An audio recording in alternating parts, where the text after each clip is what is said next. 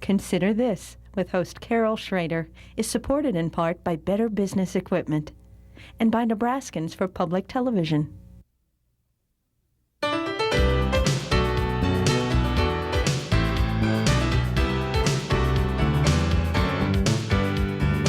Consider This, a news and information program recorded on the campus of the University of Nebraska at Omaha. From the Fireside Lounge in the Milo Bale Student Center, here is your host, Carol Schrader. Welcome back to Consider This and to UNO. The brain. I don't think there's anything more fascinating, and you may disagree, but you have to admit that it is mystifying and interesting to learn about. My guests today are going to talk about the brain, their research on it, and the interest in studying the brain.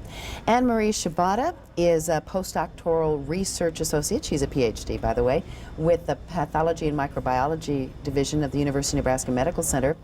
Our other guest today is Brad Schaefer, G. Bradley, if you're getting real official. He's an MD. He's Associate Director of the Monroe Meyer Institute and a Professor of Pediatrics at the University Medical Center. Welcome. I want to start by talking about probably, if you said brain and research and Nebraska, put those words in the same sentence in the last year, you would probably ring a bell with a controversy. And that's the fetal tissue research. I know that the university has been working very hard to make people concerned about the use of fetal tissue, to calm their fears and to find alternatives. Is that correct? True, right. Much of the work that's been done recently with alternatives is headed up by Anuja Gurpati at the Center for Neurovirology and Neurodegenerative Disorders, and they've done, her group has done a tremendous amount of work to try to eliminate the need or reduce the need for using fetal tissue to do the experiments that they're doing that are directed at trying to combat neurodegenerative disorders. And so far, you might have read it in the paper, they've had success with culturing two types of those cells from using rapid autopsy tissue, which the university and the group at the CNND has been just doing a tremendous amount of work to get organized. And neurons, on the other hand, have not been as successful, and that's because of the biology of the cells. But they have been successful in two of the cell types, and they continue to work on it, you know, they will continue to work on it in the future. Well, I just talked to one state senator this week who is really opposed to using it, but he physically came down and took a tour, and he said that he doesn't doubt that they are burning the midnight oil to put people's at rest in terms of their concerns. But the human brain and research on it it seems to me that it's a kind of a hot area in research. Is that right? Well, yeah. Or has it always been that way, or?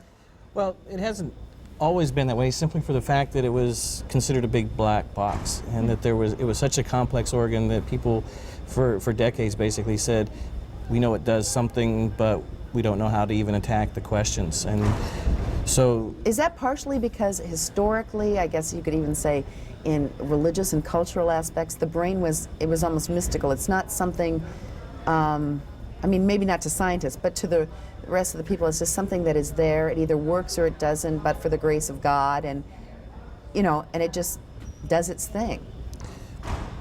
biologically, I think that it's different than other organs. From a cultural sort of approach, people probably have set it aside as a separate sort of organ. But I think the major scientific impediments to understanding the brain have just been its complexity compared to all the other organs. Now, when I told Anne-Marie before the show that when I was growing up and taking biology in high school, which every American student takes, I'm sure almost around the world in any world-class kind of school, is that the brain, you're born with your brain, and you have so many brain cells, and you pray you don't get hit in the head, and you know, basically, you know, this is just the way it is. But there are so many chemicals and things that happen in the brain. It's not just a little electricity and a bunch of brain cells and some, you know, H2O up there. One of the kind of amazing things that we've learned about the brain compared to any other organ is that the developmental window is so much wider. As a geneticist, we're interested in conditions that are due to malformations. And if you talk about any other organ, malformations occur in a very timed window, and that's about the first 11 weeks of pregnancy. So if you've got a problem with the development of the heart, that happened in 3 to 4 weeks of pregnancy. If you've got a problem with the development of the face, that's 9 to 12 weeks and so forth. The brain, interestingly enough, is the first organ to develop. It starts at around 3 to 4 weeks where you first see tissue like that. And then one of the coolest things that people have seen most recently is it continues to organize and develop probably up until the early 20s. And so Age 20, age not 20 like years week old. 20 No, of not like pregnancy. week 20, but 20 years old. And so that as the brain, we used to think, well, everything's formed by halfway through pregnancy. And then we realized, no, it's organizing and it's clear to the birth. And then we thought, no, there's a lot of things that happen due to experience and stimulation and those sort of things. So the first 3 or 4 years are real critical. And then we said, no, it goes beyond that. And ultimately, at least I think the best information says that really into young adulthood, a lot of these pathways, a lot of these connections are still being developed, still being laid down, still being organized.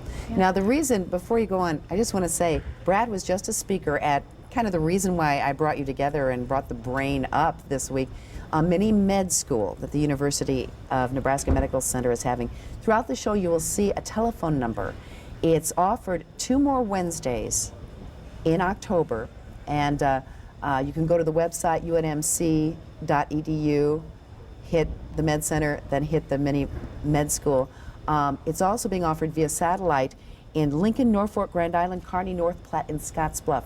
The highest attended mini medical school in the 3 to 4 years that they've had it.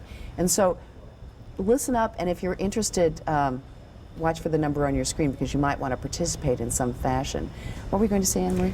I was going to say one of the reasons why I think that it's become and is a really hot topic now is that we just ended with a decade of the brain. So I began studying the brain during this decade, and there was a big push to really begin to investigate the black box, what's unknown. And in that time, we found out just a tremendous amount of information that's really, the way science works is you find out one thing and it builds to 10 more things. So the more that was found out in that period of time where there was increased funding for research, increased emphasis on finding out things about the brain, the more that's kind of grown and propagated. And not only have we found out that pathways may be developing, up until early adulthood, we also know now, and this was something that it completely broke a lot of kind of the rules of what we thought of when you're talking about the brain, is that there are stem cells in the adult brain that we never knew were there. So a stem cells are cells that are completely undifferentiated. And we used to think that only young brains or newly formed brains have these cells, and that once the brain is formed and developed, that's basically the end of it.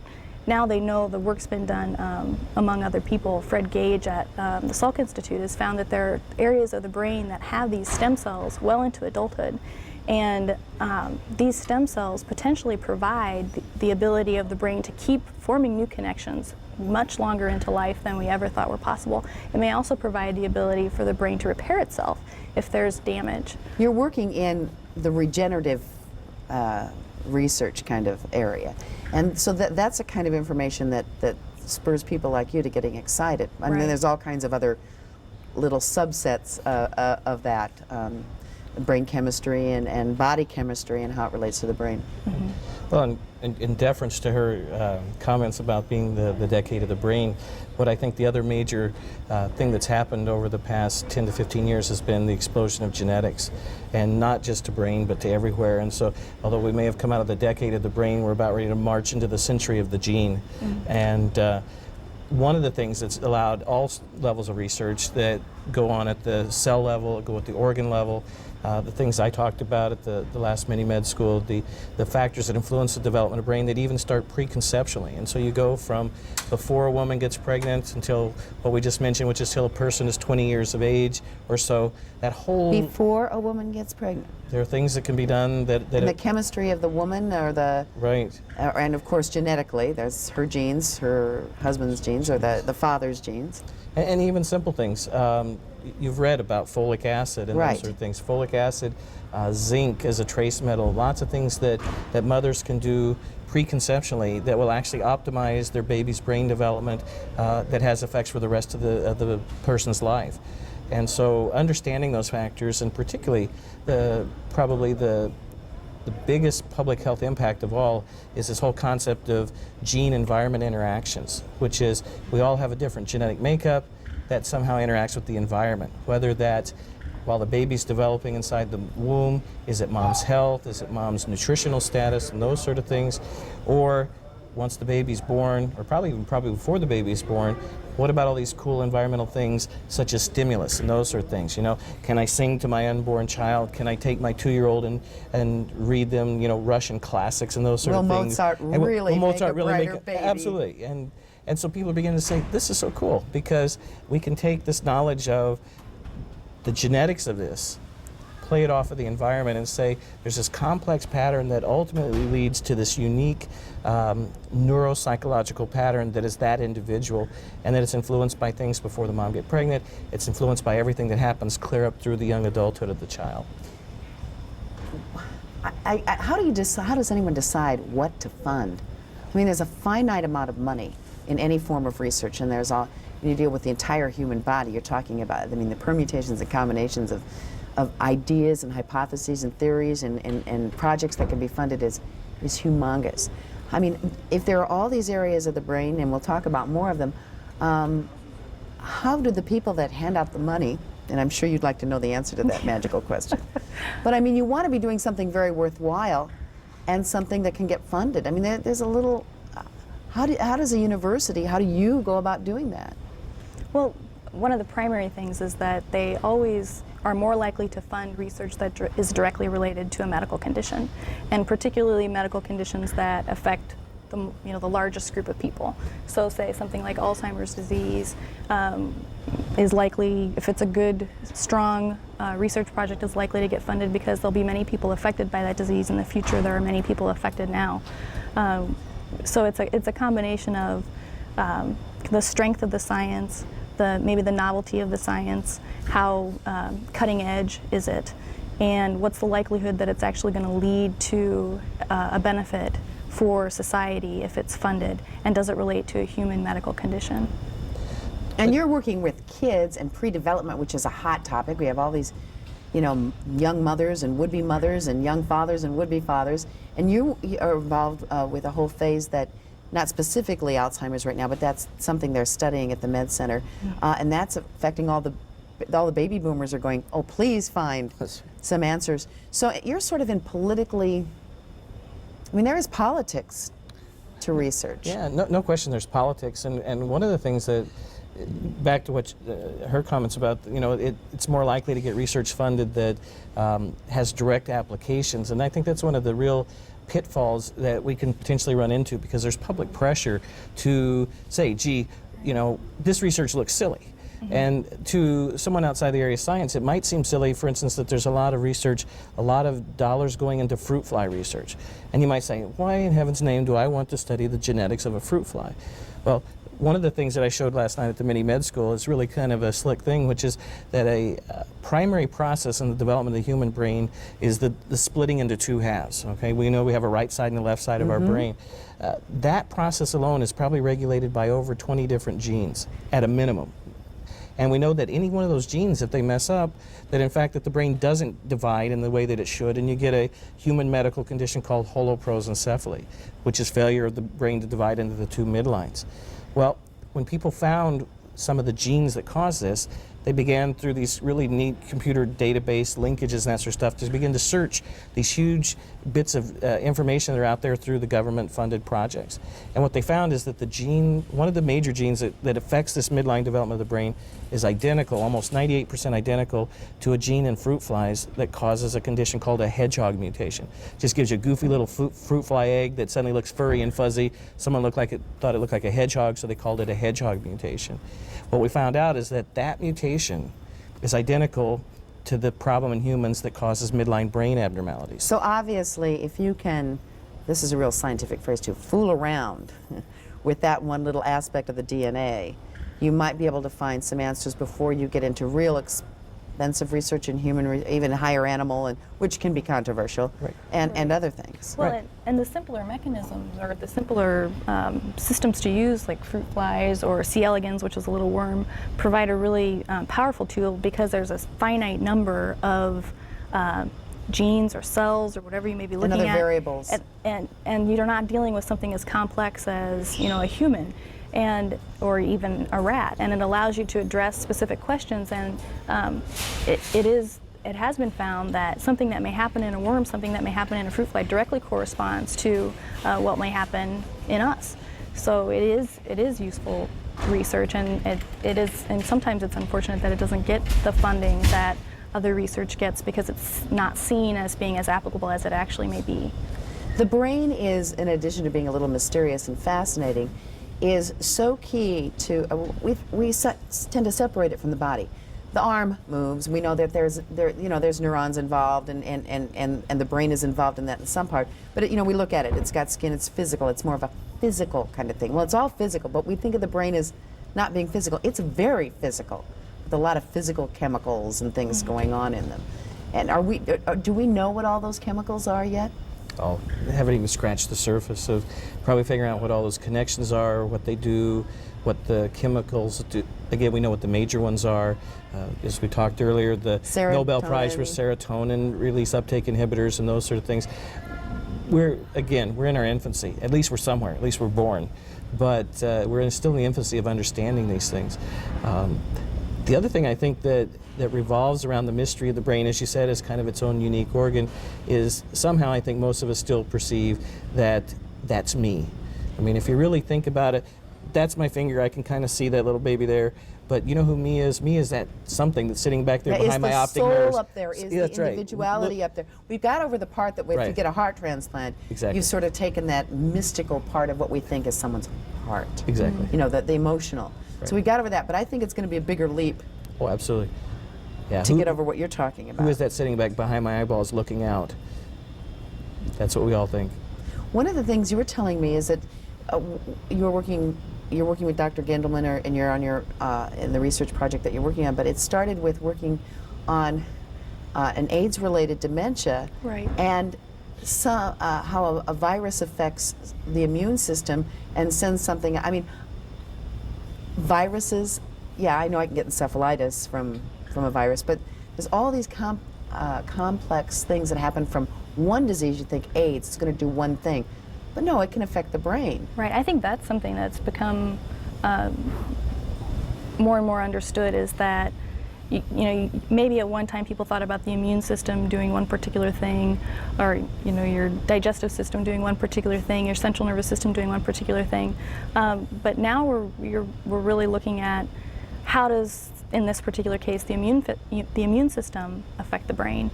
And the one example you talked about is that in this particular case, cells of the immune system become infected with HIV. They can then, because of other factors of the disease, get into the brain where they're not normally allowed to get into. And the neurons themselves are not infected by the virus, but the infected macrophages, or the immune cells, then can cause damage to those cells and kill them inside the brain and cause inflammation and other problems that are associated with the HIV-associated dementia. So it's a matter of one system affecting another.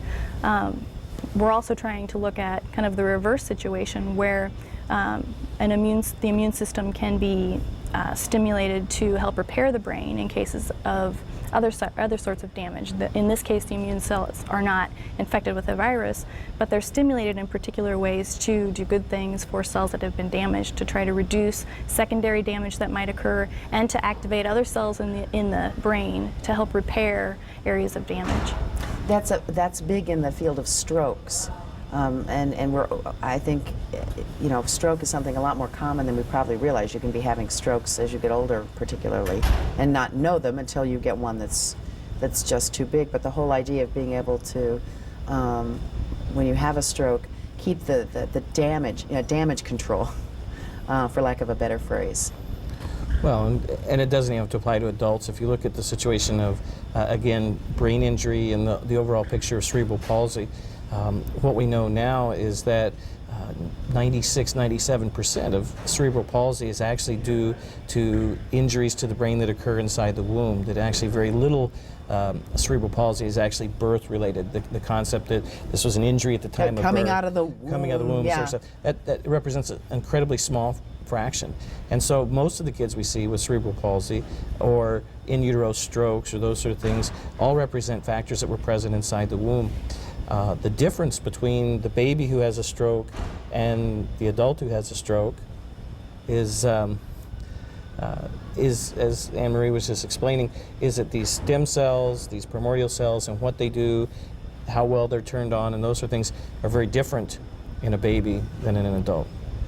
Which goes back to, I suppose, could take you back in one respect to the fetal cells and fetal tissue, and I'm not going to get into that, but I mean that's why it has some special clues for us that are helpful. You said primordial, that gets me in. I'm starting to think of science fiction movies. I was on the primordial, but these are in the evolutionary chain. These are less evolved cells, but then they sort of evolve in the body. I'm oversimplifying. No, evolve's not a bad choice. I mean, the word you're really looking for is that they specialize. Okay, good word. And so cells go from being what we call pluripotent, which means I can become anything, to becoming very specialized and very well defined, where they're locked into what they can or can't do.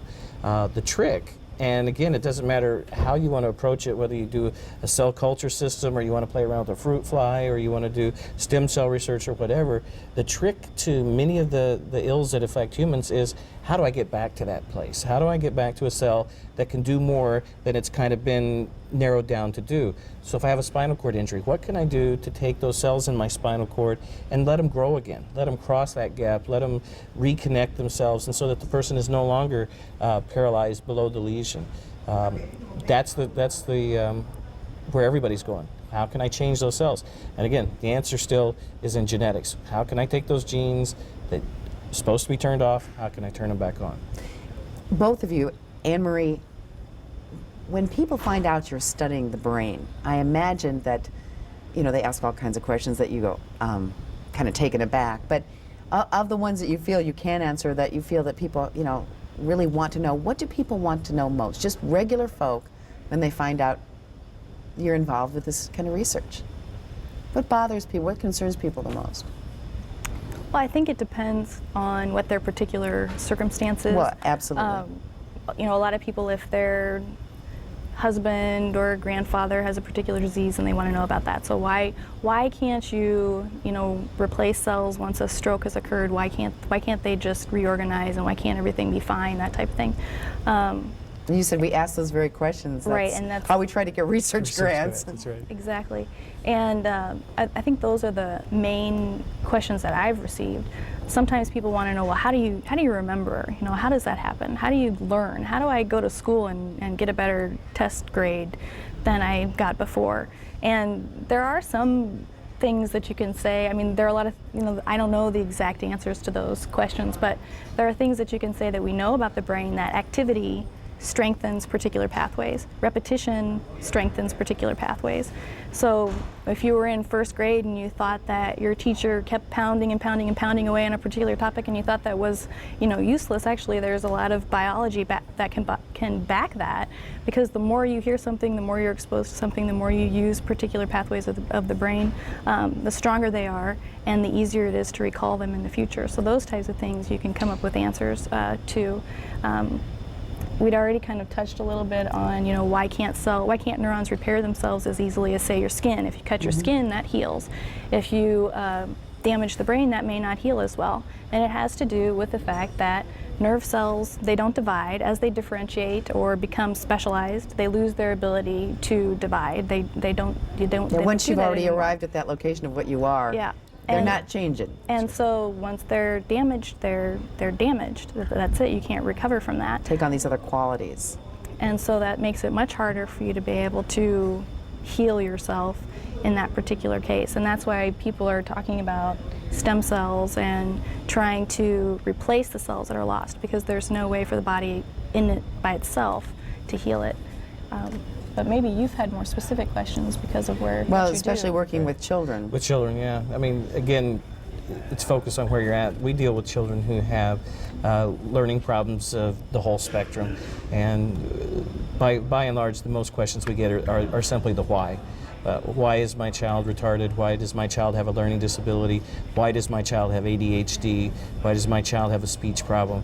And again, one of the neatest things about where we're at these day and age is that even compared to 3 years ago, where the vast majority of the time the answer was, I don't know, and you know, I've made a great living over the years telling people I don't know, that now over the last 2 or 3 years we've actually got answers for them, which is an exciting time to be in. And don't they want to know if ginkgo biloba really works? Oh, absolutely. And you know, and what ginseng effect that has on the brain? I mean, we have more questions obviously than answers, but I guess this is a good sign. This means that we must be learning more, or at least more things are being, more possibilities are being talked about. Right.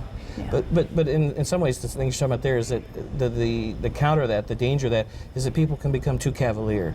And Oh, that we can fix anything. we can fix anything, or let's just try anything. And particularly this craze of it's natural.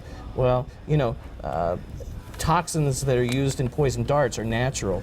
Lots of different environmental Well, St. poisons. John's wort, St. John's wort, and that is sort it? of And thing. they're finding that, plus that can react with other drugs that you're Drugs. taking, and all. I mean, it's a little knowledge can be dangerous. Right, and not only a little knowledge, but just the thought that if something's natural, it's okay. And so if I'm told that, you know, vitamin A is a great vitamin for me, why don't I take 50 tablets instead of 2? Well, we suffer from the more is better Exactly. syndrome a lot of the time. And we run into that problem. And particularly during pregnancy, that becomes a real issue for us. Again, people do have the best interest in heart of their babies and those sort of things. And so they say, gee, you know, I've read that folic acid, I've read that zinc, and I've read that vitamins are good and they can help the development of my baby. So why don't I take more? Because that'll help my baby even more. And yet, again, like everything else in nature, there's a balance. You need some, you don't need too much. And the real key to where all this research is going is how do you get that happy medium? And how do you look? I mean, we talked at the show, before the show, about the internet.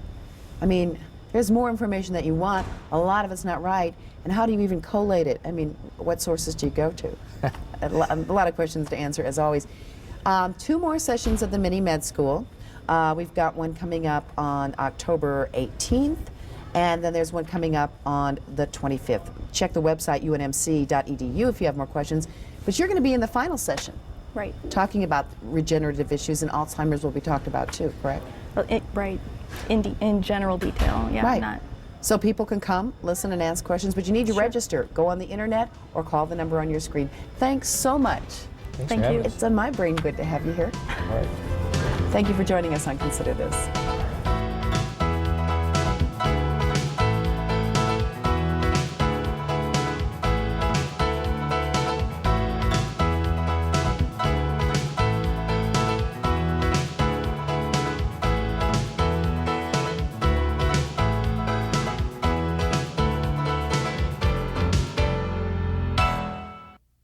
Consider This, with host Carol Schrader, is supported in part by Better Business Equipment and by Nebraskans for Public Television.